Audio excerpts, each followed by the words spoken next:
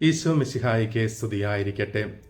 ഒരു വ്യക്തിയുടെ നല്ല മൂല്യങ്ങൾ നമുക്ക് നമ്മുടെ ജീവിതത്തിൽ പകർത്തുവാൻ സാധിക്കുന്നത് ആ വ്യക്തിയെ ദൂരെ നിന്ന് മനസ്സിലാക്കുമ്പോഴല്ല, മറിച്ച് ആ വ്യക്തിയെ അടുത്തറിയുകയും അനുഭവിച്ചറിയുകയും ചെയ്യുമ്പോൾ മാത്രമാണ്.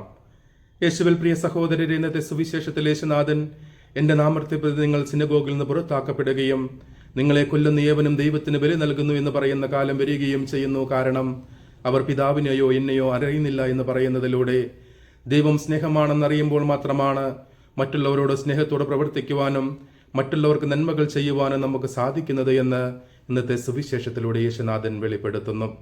അതുകൊണ്ടാണ് 1 യോഹന്നാൻ 4:20 നാം വായിക്കുന്നത്, ഒരുവൻ ദൈവത്തെ സ്നേഹിക്കുന്നു എന്ന് പറയുകയും തന്റെ സഹോദരനെ വെറുക്കുകയും ചെയ്യുന്നവൻ നുണ പറയുന്നു. കാണപ്പെടുന്ന സഹോദരനെ സ്നേഹിക്കുവാൻ സാധിക്കാത്തവന് കാണപ്പെടാത്ത ദൈവത്തെ സ്നേഹിക്കുവാൻ സാധിക്കുകയില്ല. പലപ്പോഴും നാം നമ്മുടെ വാക്കിലൂടെയും പ്രവൃത്തികളിലൂടെയും മറ്റുള്ളവരെ വേദനിപ്പിക്കുകയും മുറിപ്പെടുത്തുകയും ചെയ്യുന്നവരായി മാറുന്നത് ദൈവം സ്നേഹമാണെന്നും ആ സ്നേഹം നമ്മുടെ ജീവിതത്തിൽ നാം അനുഭവിച്ചറിയാത്തത് കൊണ്ടുമാണ്. 1 യോഹന്നാൻ 3:2 നാം വായിക്കുന്നു, ദൈവത്തിൽ നിന്നുള്ളവൻ ഒരിക്കലും പാപം ചെയ്യുന്നില്ല. പലപ്പോഴും നമ്മുടെ നാം പാപത്തിൽ ജീവിക്കുകയും ആ പാപത്തിലൂടെ മറ്റുള്ളവരെ വേദനിപ്പിക്കുകയും മുറിപ്പെടുത്തുകയും ചെയ്യുന്നത് ദൈവം സ്നേഹമാണെന്ന് നാം നമ്മുടെ ജീവിതത്തിൽ അനുഭവിച്ചറിയാത്തത് കൊണ്ട് മാത്രമാണ്.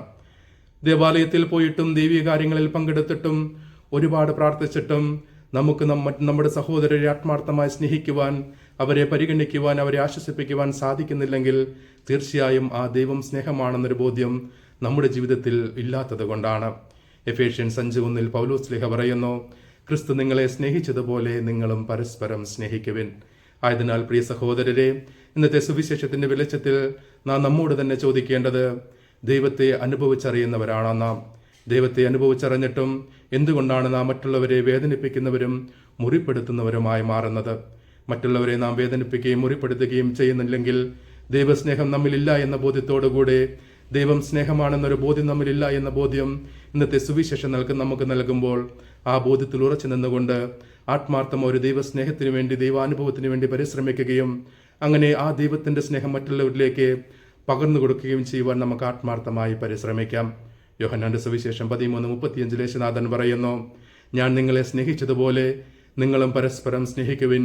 അങ്ങനെ പരസ്പരം സ്നേഹിച്ചാൽ നിങ്ങൾ എൻ്റെ ശിഷ്യന്മാരാണെന്ന് അവർ അറിയും. ഈ ഒരു ബോധ്യത്തോടുകൂടി ദൈവം സ്നേഹമാണെന്ന് മനസ്സിലാക്കുവാനും അതനുഭവിച്ചറിയുവാനും ദൈവത്തോട് ചേർന്ന് നിൽക്കുവാനും പരിശ്രമിച്ചുകൊണ്ട് ആ സ്നേഹം മറ്റുള്ളവരിലേക്കും പകർന്നു നൽകുവാൻ നമുക്ക് ആത്മാർത്ഥമായി പരിശ്രമിക്കാം. ദൈവം നമ്മെ എല്ലാവരെയും സമൃദ്ധമായി അനുഗ്രഹിക്കട്ടെ. കർത്താവ് അനുഗ്രഹിക്കുകയും പരിപാലിക്കുകയും ചെയ്യട്ടെ. കർത്താവ് കരുണയായിരിക്കുകയും പ്രസാദിക്കുകയും ചെയ്യട്ടെ. കർത്താവ് കരുണാപൂർവ്വം കടാക്ഷിച്ച് നിങ്ങൾക്ക് സമാധാനം നൽകട്ടെ, ഇപ്പോഴും എപ്പോഴും എന്നേക്കും. ആമേൻ.